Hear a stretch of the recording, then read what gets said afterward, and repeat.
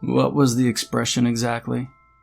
It's all fun and games until someone loses an eye. Whoever invented this expression clearly didn't grow up in a very sheltered town in the middle of nowhere.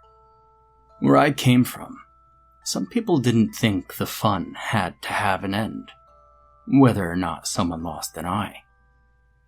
It was the summer of '63. I was a whopping 14 years old with hormones through the roof, and I had a crush on the cutest little thing. Her name was Amanda. Amanda was a little special. She was easily the most liked kid around. Not that it was hard, considering our little troop of 12 was the entirety of the town's children. There were maybe 2 more, but they played between themselves and ignored the rest of us. We all thought they were a little creepy. One had a mean look and the other just, well, he couldn't play sports or do a lot of things like regular kids, you know. It's hard to bond with someone you really can't play with. I know that 2 or 3 boys in our group teased them from time to time at school, but other than that, we didn't really have many interactions with them. We didn't think much of it either. 2 kids left alone to their own devices. Everyone in town knew that mean-eyed dad was an alcoholic and liked to beat on the mother a little. It wasn't exactly a secret, but nobody thought it would be good for kids to at least get along. Oh, and I think we had tried, but the mean-eyed guy just didn't want to get along with us. Oh, and his name was Stephen. The kid with all the disabilities who hung around him was Oliver, if I remember correctly. Anyway, we didn't pay them much attention, at least until the summer of '63. And we only paid them attention because Amanda was paying Stephen attention. Over the last year, Stephen had bulked up. We also learned that he was a bit older than us, even if he was in the same class. 2 years. He was a 16-year-old, and we were all about 14. Now it matters to know because it might explain a little why we were so impressed with him for a while. We heard he'd beaten up his abusive dad to the point where the poor guy had to have facial reconstruction and skip town, out of fear. Of course, these were all rumors, and had they been true, he would have been sent to juvenile. Still, those are the kinds of things kids don't really think about checking up, you know? For all we knew, his dad was no longer leaving his ass mark in a booth at the local bar. And that's when the rumors started. There was another rumor, clearly more amongst adults, that the dad had just grown tired of the town and taken the high road, leaving his teenage son and useless mother behind. We never saw the missus either, because she was a stay-at-home wife. Hell, I don't even recall seeing her at the grocery store. And probably because the man of the house preferred spending money at the bar than the groceries. Now I know Stephen took a few odd jobs from the neighbors to be able to feed him and his mother, and he did that since he was just a wee kid, 8 or 9 years old maybe. And it might also explain why he kept away from us privileged kids. I mean, let's face it, all families have problems. But if I think about it, and not very hard at that, Stephen clearly had it tougher than the rest of us. It's probably what messed with his head, made him. Anyway, sometime during the summer of '63, Amanda and Stephen started dating. Half the boys in town, me included, were incredibly jealous because there were only 2 other girls our age, and well, they just weren't as pretty as Amanda. Still, we were a tight-knit group of friends, so wherever she went, we followed. At first, myself and a few guys that were cool with Stephen. It was kind of violent, especially towards his one and only friend, Oliver, the disabled guy. Anyway, cue Amanda getting in his bubble, him gaining new friends and leaving the old one behind. He started being real nasty with Oliver, And at first, we thought nothing of it. It was just another kid teasing another kid, you know? But then it started to go down really bad.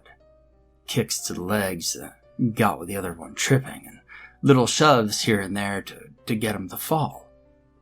It wasn't super nice, and I started getting uncomfortable, but all my friends were still laughing, so I didn't say anything.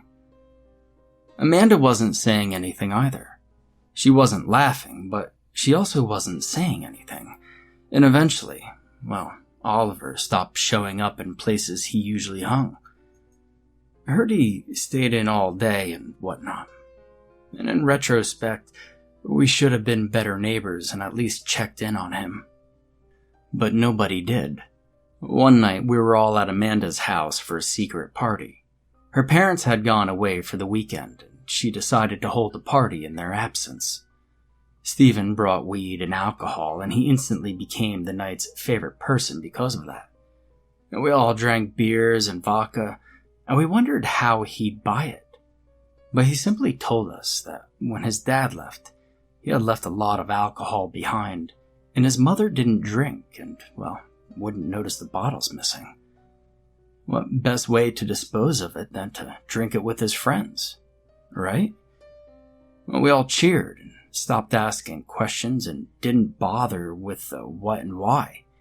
As for the weed, it was relatively easy to get some.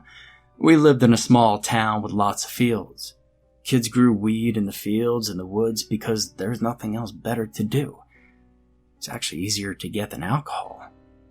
Now, sometimes during the evening, Stephen turned the radio volume up. Holding the bottle of vodka in hand, he stared at us. His smile unsettled me a little, and I didn't really know why. It's only when he opened his mouth that I knew something bad was about to happen. He said he had an exciting idea to make this night even better, and I saw Amanda tugging on his jeans, telling him no, and looking utterly distressed. He stared down at her with a look to this day that just sent chills up my spine. She quieted instantly and sat back down on the couch, worrying at her lip.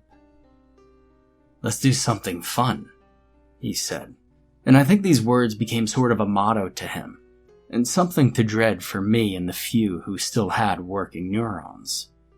Grabbing Amanda by the arm, he walked toward the door and invited us to follow him. Not sure what he was doing. We all followed him. 2 street corners further, we arrived at a random house none of us had ever been to. Stephen shoved Amanda forward, and she stared at him with pleading eyes as we all stood behind. It was easy to see that she was uncomfortable, but after a little more staring from Stephen, she walked toward the door, knocked, and waited. Imagine our surprise when we saw it was the house where Oliver lived. She told him they were having a party, and since everyone was invited, she felt bad not inviting him. She told him that Stephen wanted to apologize and help him make friends. Mind you, this wasn't that late yet, maybe 8 or 9 p.m., so when his mother came to the door and saw a bunch of kids in the distance, she thought nothing much of it. And since Amanda hadn't drank or smoked, she was the best person to speak in all of our names. After a little more convincing and a promise that he'll be back before midnight, she allowed him, more like pushed him out, to get to the party. I thought we were going back to the house, but, Stephen had other plans. Instead of going back to the house, we went to the local park, which wasn't too far off from Oliver's home, and halfway back to Amanda's place. Stephen got the bottle of vodka out, took a few sips, then passed it around so that we could all drink. Obviously, Amanda didn't partake, and when it was Oliver's turn, he didn't particularly want to drink. Stephen started calling him a pussy, and we all laughed, which, got him all red in the face. He eventually gave in and spat half of it back out. It was clear he had never had alcohol before. We all got a good laugh out of it and didn't think anything. But Stephen didn't think it was hilarious enough, and so he shoved the bottle between Oliver's lips and tilted it. Now, Oliver tried to push away, but Stephen held him in place with one hand on the back of his head. We could hear his teeth against the glass, and Amanda was begging him to stop, but he just tilted the bottle forward. After a couple of seconds, Oliver was gasping and retching, gagging on the bottle's neck as more vodka went down his throat. Most of it spilled past his lips and dripped on his chin and shirt. By the time the bottle was empty, half of it soaked in Oliver's shirt. He was vomiting harshly. At this point, nobody thought it was funny anymore. But Stephen was laughing very hard and calling the kid a shithead and a pussy and a bunch of other very insulting words, calling him weak. We then heard a cop car siren and we all dashed in different directions. Some neighbors probably called the cops because we were being loud, and I went directly back home.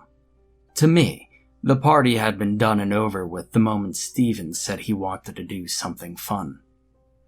We didn't hear from Amanda for about 2 weeks after that. When her parents came home and learned what happened during the party, she was not only prohibited from seeing Stephen again, but also grounded for a few weeks. Which was a very light punishment considering that Oliver ended up in the hospital, being treated for athletic coma. Most of us felt pretty bad about it, but none dared to speak against Stephen. Not even Oliver himself. He told his parents he had too much to drink too fast and he wouldn't do it again. Outside of Amanda and Stephen breaking up and her being grounded, nobody was punished for what had happened. Once Amanda was done being grounded, we started hanging out with her again. Stephen was also there because he'd made some friends in our group, but I was part of those who weren't too fond of him. He was cruel and unnecessarily mean. Now that he didn't have the underprivileged kid to tease, he was starting to be mean inside our own group or with the younger children.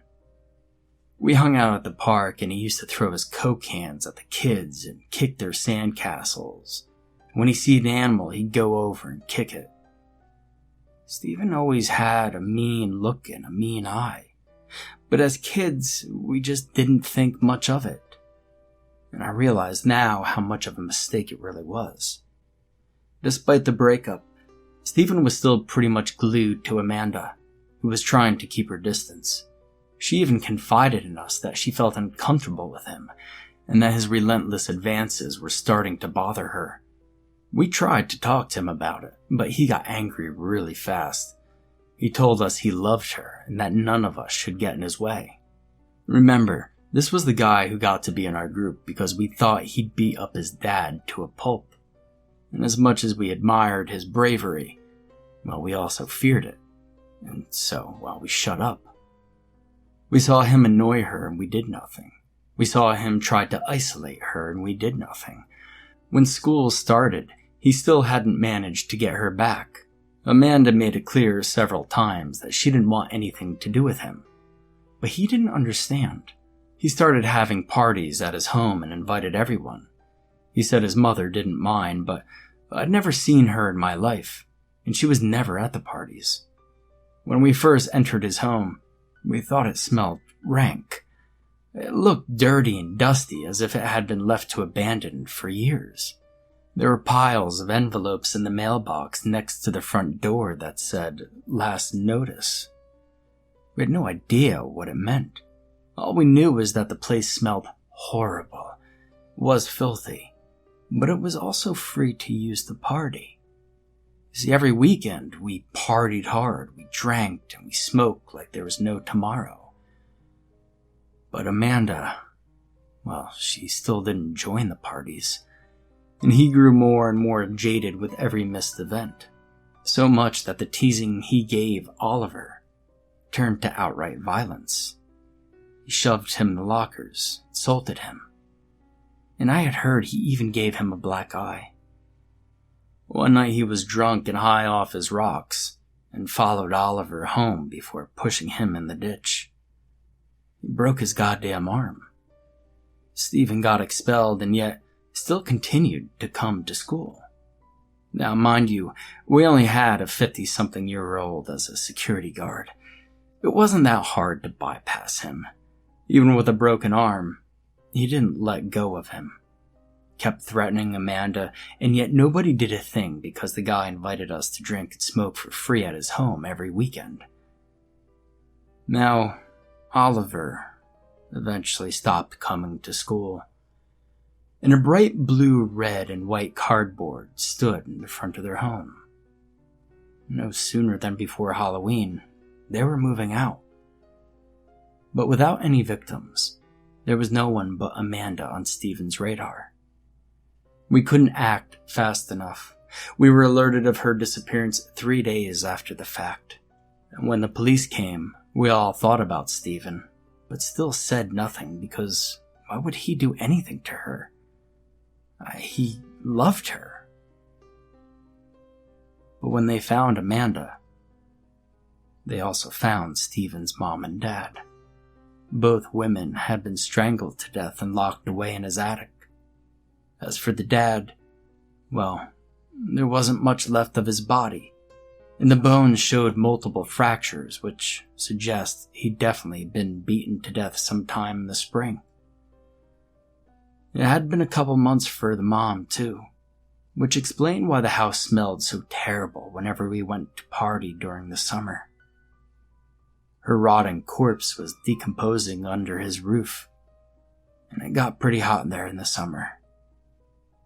I honestly don't know how we managed to ignore the scent, or maybe we just dealt with it by drinking and smoking until we passed out. Amanda's body, on the other hand, was still fresh when they found it.